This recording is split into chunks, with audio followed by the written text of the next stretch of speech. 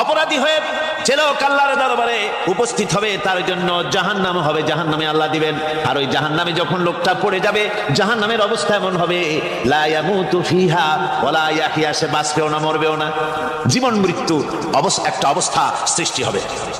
ওই জাহান্নামে নারুল্লাহিল মুকাদাতুল্লাতী তাত্তালিউ আলাল আফইদা, জাহান্নামের প্রচন্ড আওয়াজ, এই আগুন উৎক্ষিপ্ত হয়ে তাদের কলিজা পর্যন্ত, অন্তর পর্যন্ত স্পর্শ করবে এই আগুনের তাপ।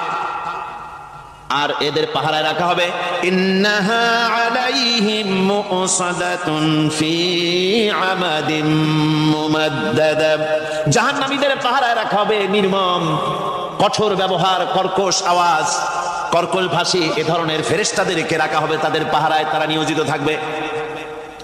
আল্লাহ রাব্বুল আলামিন বলেন, ও দুনিয়ার মানুষ, ইয়া আইয়ুহাল্লাযীনা আমানু ও আনফুসাকুম ওয়া আহলিকুম নারা, ও ঈমানদারেরা, আল্লাহর তো দয়া বেশি বান্দার জন্য। বান্দার উপরে দয়া কার সবচেয়ে বেশি?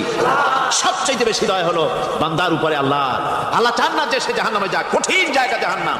আল্লাহ বলেন, ও মুমিনেরা, তুমি নিজে আর তোমার পরিবারকে জাহান্নামের আগুন থেকে রক্ষা করো, আগুন থেকে রক্ষা করো, জাহান্নামের রাস্তা থেকে তাদের ফিরাও।